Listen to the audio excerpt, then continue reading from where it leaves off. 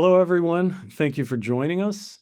We marked our 25th anniversary last month, and as we move into SkyTruth's 26th year in operation, I thought it would be nice to pause for some reflection on what we've accomplished so far. So here are just a few highlights. In 2001, after 10 years working as a remote sensing exploration geologist for the oil and gas and mining industries, I started SkyTruth as a nonprofit organization dedicated to sharing the view from space to promote environmental awareness and protection. We started with a focus on public lands in the Rocky Mountain West, illustrating the impacts of natural gas drilling and fracking and hard rock mining. In 2009, in partnership with Appalachian Voices, we used satellite images to create the first and still the only free public map showing the impact of mountaintop removal coal mining across the Appalachian landscape. In 2010, our independent estimates of the true size of the BP Deepwater Horizon spill in the Gulf forced the government to stop accepting BP's estimates and to engage federal scientists to come up with their own science-based estimates. And they ultimately concluded the spill was more than 50 times bigger than BP had disclosed. In 2017, in partnership with Google and Oceana, and sponsored by a major grant from Leo DiCaprio, we launched Global Fishing Watch to show the world exactly where and when commercial fishing activity was happening throughout the ocean. That project was our first experience with using machine learning to automate the analysis of satellite-collected data. Global Fishing Watch is now an international nonprofit with a staff of more than 150, working with dozens of coastal nations to share their fisheries data, combat illegal fishing, and work toward the sustainable management of our marine resources. In 2023, we launched two new tools you'll hear more about in a minute. Cerulean applies machine learning to continually scan incoming satellite images and automatically detect oil slicks at sea. And our 30 by 30 progress tracker brings together data and analysis in an easy-to-use map that lets anyone with an internet connection see, at a glance, how well the world is making progress toward protecting 30% of Earth's land and water by the year 2030. And now we're focused on building on that history, taking full advantage of the tremendous leaps forward in space technology and big data analysis to address the conservation challenges of the future. If you'd like to stay current on what we're up to at SkyTruth, please follow us on our social media accounts. That's Facebook, Instagram, YouTube, Blue Sky, and LinkedIn, where you can find a lot more content celebrating our milestone 25th anniversary and looking ahead to what's next. I am very excited to say we are transitioning to a brand new website to tell the SkyTruth story. I think it's a great reflection of our evolution as an organization, from a scrappy remote sensing startup to a leader in conservation technology. We're working out a few remaining kinks from this transition, but when you have a moment, please come on over to skytruth.org for a visit and let us know what you think. And now I'd like to hand it over to SkyTruth's Chief Impact Officer, Michelle DeLeon, for a closer look at SkyTruth's progress in 2025. Thanks, John. Mitchell here. I'm the Chief Impact Officer at SkyTruth. I'm really pleased to share that our 2025 annual report is now available. Last year, we continued to prioritize developing geospatial technologies and insights to drive climate action and biodiversity protection. So in the next few slides, I'll share a few highlights of our work in 2025. So in 2025 alone, our tools and insights supported over 100 organizations across government agencies, environmental organizations, media outlets, and our research and technology partners. Our impact is really made possible through these different partnerships and our ecosystem of users and partners. And of course, central to our approach at SkyTruth is really deepening our support for our ecosystem of users and our partners, ensuring that technologies and insights that we're building are actually driving meaningful impacts on our core focus areas, which are marine pollution, oil and gas, and biodiversity protection. And so in 2025 alone, we hosted over 100 capacity building sessions for our users and our partners. And we showed up across 8 countries to different in-person events and conferences. These are really important for us to help us understand our partners' needs and enable us to build tools and insights that are ultimately responsive to their needs. As John noted a few years ago, one of the tools that we launched is a platform called Cerulean. This is SkyTruth's platform for detecting marine oil pollution around the world. Much of the ocean is largely unmonitored and unmapped. And as a consequence, pollution in the world's oceans is often undetected. And that's why we built Cerulean.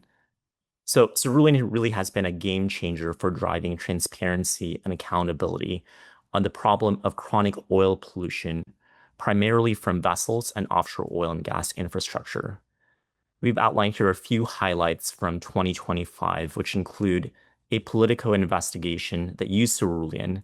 This investigation linked oil pollution to Russia's shadow fleet.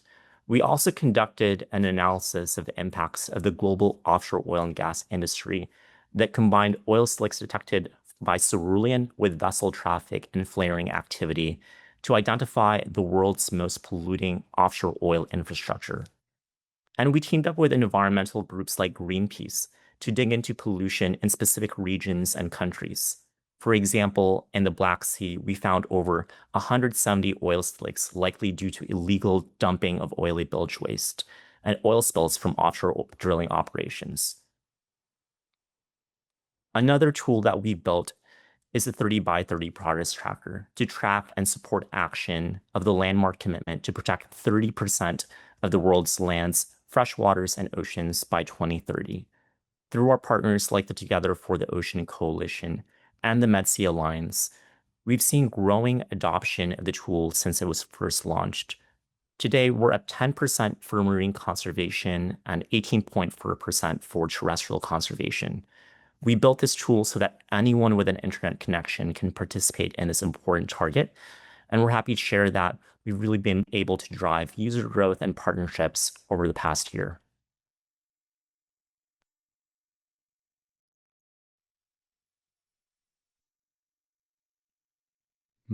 Thank you, Michelle, for that rundown. Now I'd like to introduce the newest member of SkyTruth's executive team, our Chief Technology Officer, Carl Wurster. Carl oversees our growing conservation technology program, and he directs our tech team in driving the development of innovative tools. Before joining us, Carl served as a U.S. Foreign Service Officer with USAID for nearly 2 decades, directing programs across Africa, Asia, and Europe, focused on climate resilience, natural resource governance, digital infrastructure, and economic development. Carl has worked extensively with satellite data, geospatial analysis, and long-term conservation research collaborations that translate complex data into policy action and connect global technical teams and products with local partners and stakeholders. Carl's going to give us an overview of our flagship products and some insight into our current work. Over to you, Carl. All right. Thank you, John. Thanks for the intro. I'm really happy to be at SkyTruth and happy to be part of this for my first webinar and during my first 100 days here at SkyTruth. As you and Michelle have already talked about a little bit, we have Cerulean 30 by 30, and then I'll get into a couple teasers on some new work that we're doing. Cerulean is our free open source platform that uses machine learning and Sentinel-1 radar imagery to detect oil slicks across the ocean and link them back to likely sources, whether it's vessels or fixed infrastructure. And in the past quarter, we released 2 updates that have improved both detection speed and infrastructure attribution. The first one is our infrastructure source profiles. We already had source profiles for vessels within Cerulean, and this quarter's release extends the same treatment to fixed infrastructure, the platforms and rigs behind a lot of chronic pollution. We know that in general, the most egregious repeat infrastructure polluters are associated with up to 10 times the slick counts of the worst repeat vessel polluters, so infrastructure is important to monitor. So to do this in Cerulean, you click the ID card icon on any infrastructure source, and you get a profile that includes location, structure, name, ownership, where we have it. We don't necessarily have it for all of them. Pollution rankings by frequency and size, total slick counts and area covered, and a playable time lapse of the structure's cumulative footprint. It also flags impacted EEZs and marine protected areas with links to relevant governing authority for that jurisdiction. And slicks on the ocean surface is just the start when it comes to accountability. It's really crucial to see the full story of who is likely behind it. So source profiles make it easier to understand repeat patterns, build stories backed by data and imagery. And whether the goal is to raise awareness through media, support legal advocacy, or monitor threats to progress on ocean protection, these profiles deliver this quick, actionable context to help tell better stories about repeat polluters. The second thing we added to Cerulean this past quarter was near real-time slick prediction. This release evaluates oil slick detections in near real time as public satellite imagery becomes available to support faster identification of potential incidents within a few hours of image capture. Previously, our reliable source matching depended on vessel automatic identification systems called AIS data that arrived from our provider about 72 hours after transmission. So confident detections lagged real events by roughly 3 days. The new algorithm fills that gap. Instead of waiting for AIS, it scores a fresh detection by how closely its geometry matches previously confirmed vessel slicks. And we call that output our slick confidence score. So right now, 15% of all detections are available in under 2 hours, 50% about 4.5 hours after publishing, and 85% within 12. So it also filters false positives, the natural seeps, ice, algal blooms, sargassum that often look like oil on radar. And to see the real-time analysis, you focus the date range filter to the last 3 days or less, making sure that no potential sources checkbox is selected under the source filters heading. We also have near real-time analysis available through the API if you want to use it that way. So the second product is a 30 by 30 progress tracker. And John and Michelle have described kind of the objectives of it overall.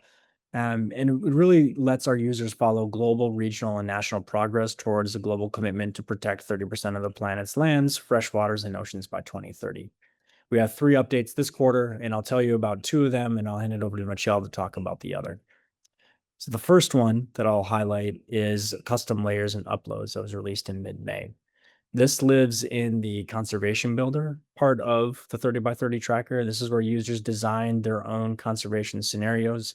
You could already draw shapes by hand within the conservation builder, but now you can upload up to 5 of your own vector layers in standard formats. The problem it solves is real, and it's something I've seen where global data sets lag behind national and regional designations frequently. And a country may have declared or proposed protections that the global layer hasn't caught up to yet. So now an advocate or policymaker in any country can drop in their current layer and see it alongside our data and run protected area statistics on top of that poly. You can name, restyle, and save layers in the browser. The payoff is immediate and localized data for policy briefings. You can have campaign planning and live strategy conversations. You can also easily export the views and maps to create and share with others. The second part of 30 by 30 is also an addition that we added to Cerulean. I think it does a great job of creating a more inclusive platform for both of them. Previously, Cerulean was only available in English, and now it's available in 6 languages: English, Spanish, Portuguese, French, Kiswahili, and Bahasa Indonesian. Users can pick a language from a new header bar on Cerulean, and the choice carries through the interface and into exportable reports, and it's not just on screen, so it's embedded throughout the entire product. This was one of our most requested features because the language selection persists across sessions, and a new header bar also puts account access and help all in one place. And the Kiswahili and Bahasa Indonesian translations are also embedded in 30 by 30. Previously, we had English, Spanish, French, and Portuguese. It's in both the progress tracker and the conservation builder. And I think we timed this well with Kiswahili specifically ahead of our ocean conference in Kenya. And we wanted to have the platform ready for local language so people could use it in Kiswahili in Kenya at that time. So it was a fantastic release and a great way to include a wider set of users. So finally, kind of a teaser into what's next. At SkyTruth, our team is always pushing to explore new topics and help fill challenging data and information gaps. With the 30 by 30 tracker, we can show where protected areas are and how much of the planet they cover. Really, the harder question is whether the protected areas are actually effective and working. And there are metrics within the marine environment to do this, but measuring effectiveness on land is generally difficult. And terrestrial systems are messy. There's mixed land uses, varied habitats, and a less clean signal than you get over the sea. So what we're doing is we have this terrestrial protected area effectiveness metric is our attempt to take on that challenge, to put a measure on terrestrial protected area effectiveness rather than just looking at presence. It's early, we're prototyping, but it looks very promising in what we're able to do. And I think one of the more exciting things about how this TPay product was developed is how we did this. And we ran this as a focused internal month-long research and development sprint last year. That dedicated time let the team move fast, test approaches, and really learn quickly. And I think this is a great example of how we operate at SkyTruth. We lean forward technically on hard problems and give our team room to build new skills while doing it. Right now, our technical team is currently in the middle of another research and development sprint tackling two very thorny and complex topics. And I'm really excited to see where we end up in a couple of weeks when the R&D sprint is over and what develops for these concepts and our terrestrial protected area effectiveness work in the next few months. So with that, I'll hand it back over to Michelle to talk about the third addition to the 30 by 30 tracker this quarter. Over to you, Michelle. Thanks, Carl. Really exciting to see all these different updates. One partnership that I'm particularly excited about is our work with the Wildlife Conservation Society to bring data on climate resilient corals into the 30 by 30 progress tracker. We recently launched this data integration a couple of weeks ago at the Our Ocean Conference in Mombasa, Kenya. The tracker already helps people see where marine protections exist, how countries are doing against the 30 by 30 targets, and where the gaps are. But with the WCS coral data, we can start to answer an even more important question. Are we protecting the places that are most likely to endure as the climate changes? So that feels pretty urgent to me for coral reefs, which are facing so much pressure from warming oceans, bleaching, pollution, and overfishing. Some reef systems may have a better chance of surviving and recovering, and making that information visible can help governments, advocates, and funders make smart decisions about where protection is needed most. And for me, this is exactly the kind of role we want the tracker to play, not just measuring progress towards 30 by 30, but helping make that progress more strategic, resilient, and meaningful. I'll hand it over back to you, John. Thank you. Thank you, Michelle and Carl, for that whirlwind tour. Everybody, please check out our annual report. If you have plans to be at New York Climate Week in September and would like to meet, let us know and we'll sync our calendars. We will be releasing a major new analysis there, so if you can't join us in person, you can stay connected by subscribing to our newsletter and following SkyTruth on our social channels.